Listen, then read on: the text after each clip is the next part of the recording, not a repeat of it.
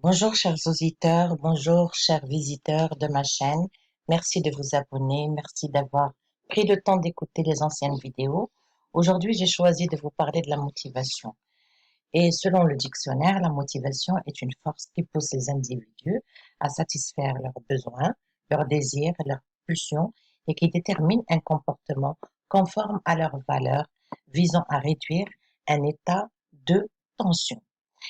Franck Bournois et Philippe Poisson disent que ou disaient que avant de vouloir choisir, changer ou d'améliorer la motivation de quelqu'un, il faut la connaître avec ses forces, ses faiblesses, son histoire et sa culture. La motivation, elle peut être extrinsèque ou elle peut être intrinsèque, c'est-à-dire elle peut venir de l'extérieur de la personne ou de l'intérieur de la personne. Nous parlons pour le développement personnel, surtout quand les parents se plaignent de la démotivation de leurs enfants ou que les éducateurs, les enseignants se plaignent de cette démotivation en disant que l'enfant ne s'intéresse à rien, etc., etc. Donc, il y a la roue de la motivation que l'on doit suivre dans le bon sens. Cette roue de la motivation, elle est en 5 étapes, mais il y a une première étape, l'étape zéro, qui consiste à se centrer sur le comportement présent de son enfant.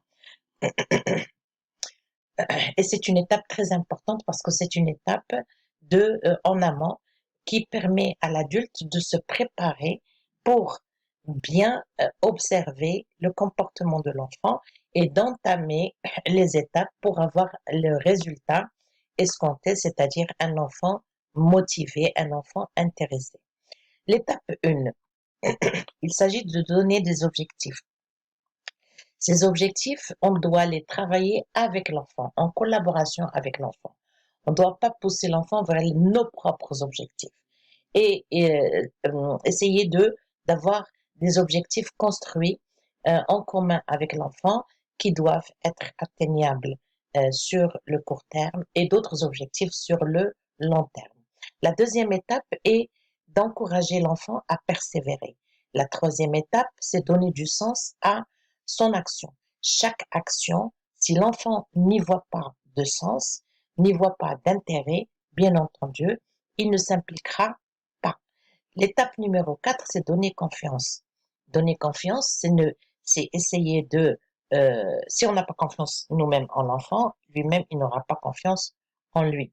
Donc, rassurer l'enfant pour qu'il puisse s'améliorer et pour qu'il puisse s'engager dans son propre épanouissement et son propre développement. Et la cinquième étape est avoir une communication positive.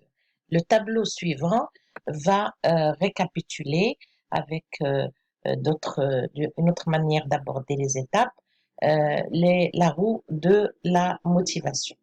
L'étape zéro, comme j'ai dit précédemment, c'est se séparer de certaines représentations passées. Très souvent, nous enfermons notre enfant dans l'idée que nous nous faisons de lui et qui n'est pas lui, en fait.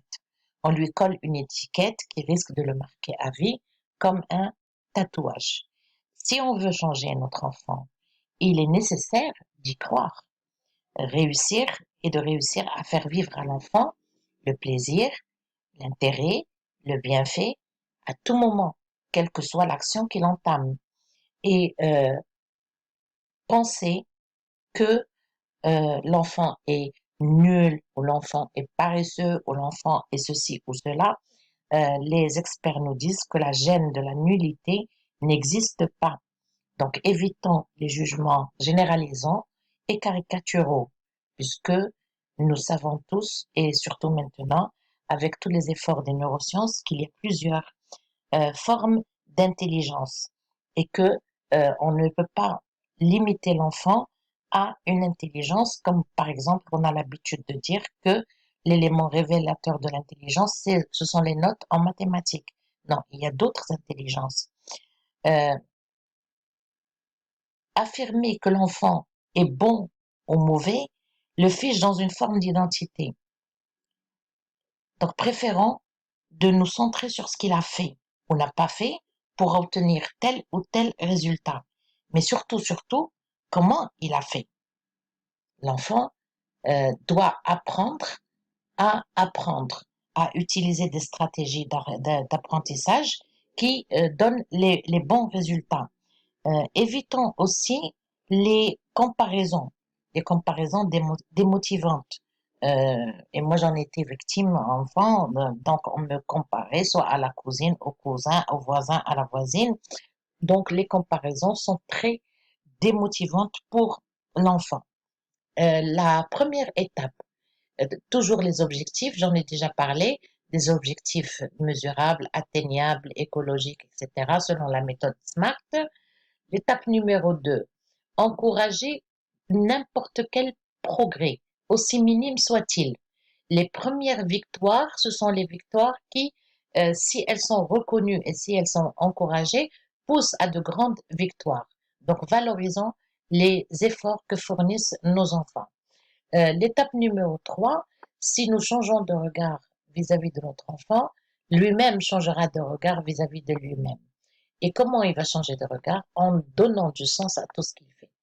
Donner un sens à ce que nous faisons et aussi, si on est une personne pessimiste ou bien on tient un langage pessimiste sur l'avenir, voilà, il y a des doctorants qui n'ont rien, qui n'ont pas réussi, qui ne trouvent pas de travail, l'avenir est flou, l'avenir est noir.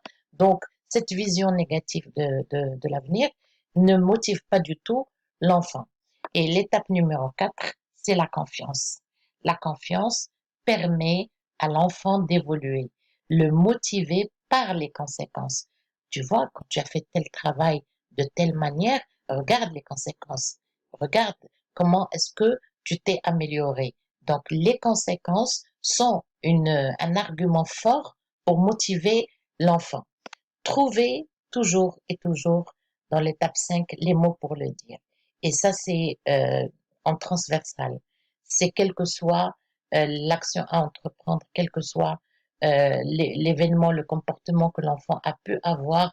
Donc, trouver les mots pour dire les choses, pour qu'il y ait une continuité, pour qu'il y ait une communication euh, constante avec l'enfant.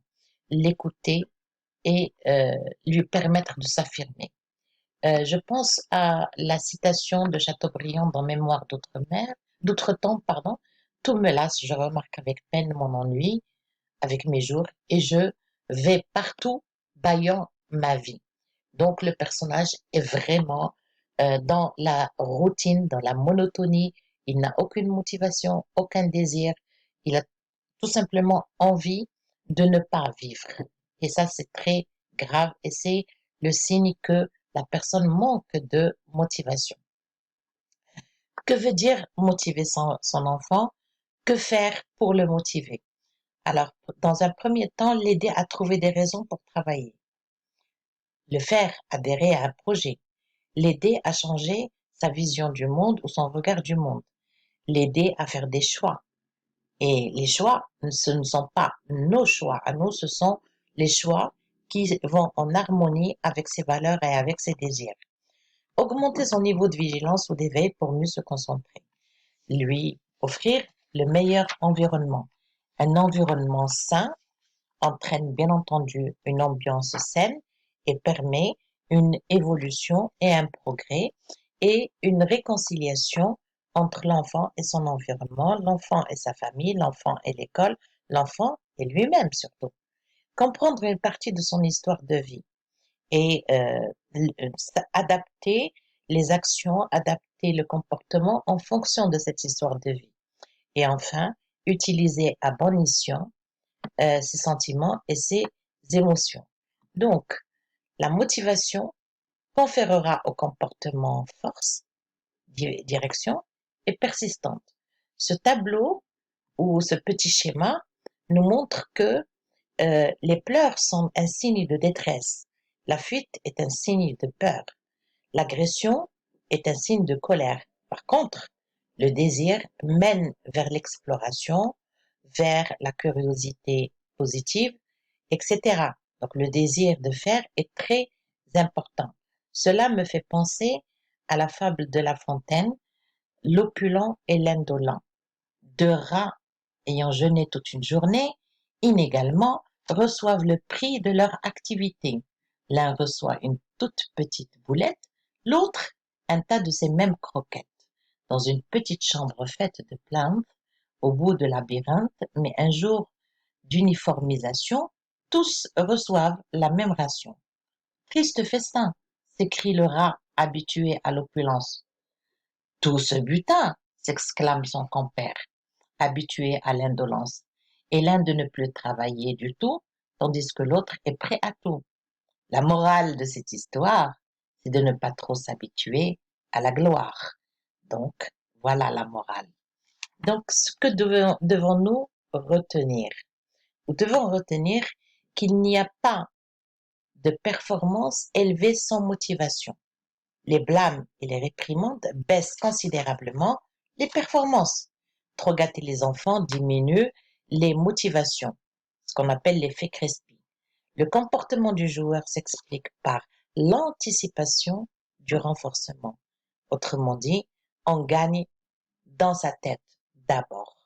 Merci beaucoup de m'écouter, de me faire confiance et j'espère que vous serez non plus nombreux dans les vidéos à venir.